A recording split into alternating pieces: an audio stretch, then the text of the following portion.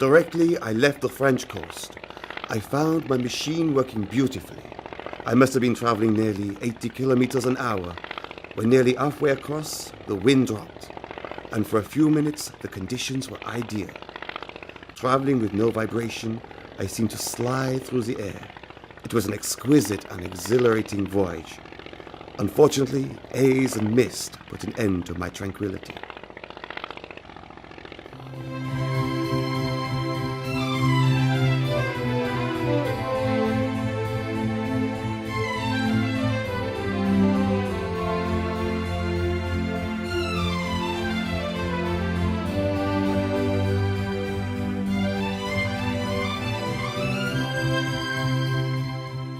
Henk van Hoorn is a keen pilot with a love for historic aircraft.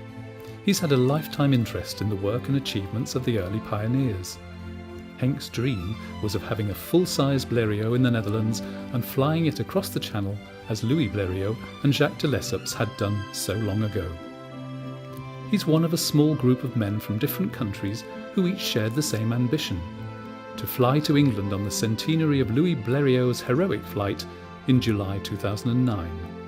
The original Blériot 11 used the Channel Type 3 cylinder W configuration Anzani engines of 25 horsepower. To participate in an event like this is truly quite wonderful. You know, it took 100 years for this to happen. And here we are celebrating Grandpa's flight.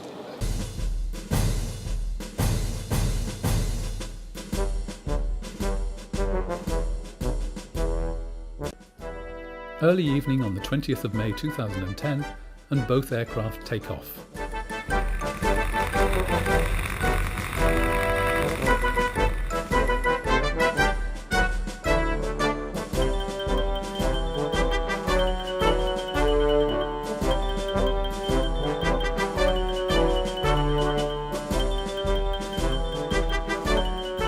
The navigation is easy, right into the sun. At the shoreline, I turn left for Calais and head for Blériot Plage, the starting location of Louis Blériot's epic flight. Once more, I have a look at the oil pressure and cylinder temperature. It looks okay. 15 minutes have passed now, and it's time to find my way to England. While leaving the French coast, I do some calculations. Louis was also flying with a speed of 1 kilometre a minute, and it took him 37 minutes to cover the 38 kilometres to Dover. But I have to cover a much larger distance, 61 kilometres, as the original start and landing sites are not available anymore.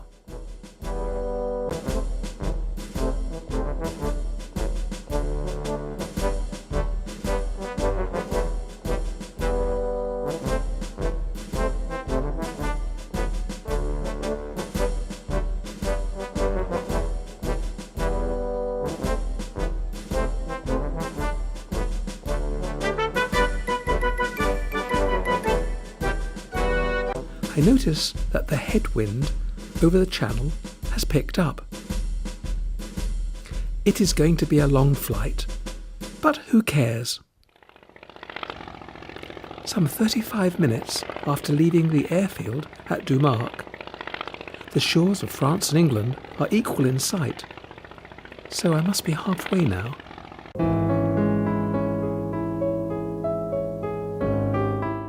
Slowly, the white cliffs are growing bigger and bigger. Keeping at this lower altitude is a real challenge, and I decide to climb higher to avoid the expected turbulence above the cliffs.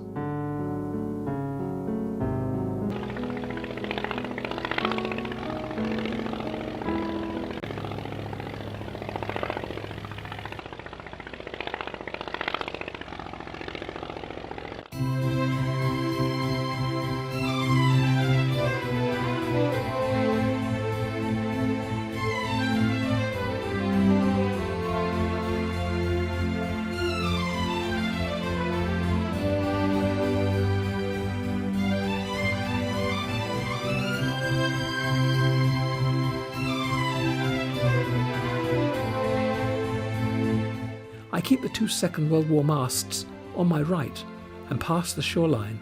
What a feeling! I look for the A2 and at the second roundabout I have to go right, I think.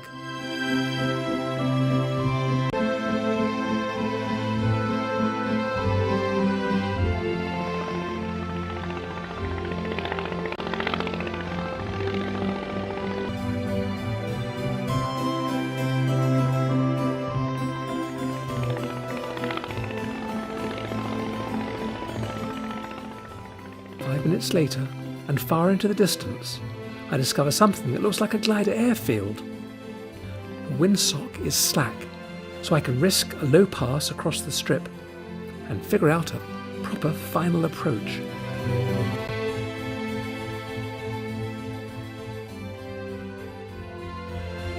Few are witness to Henk's landing a day sooner than expected.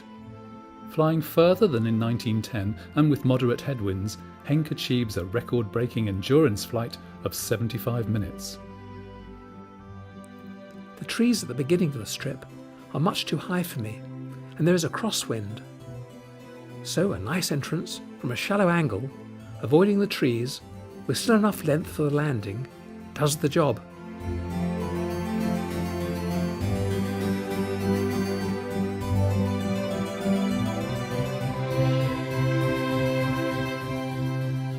The last meter and I switch off the contact.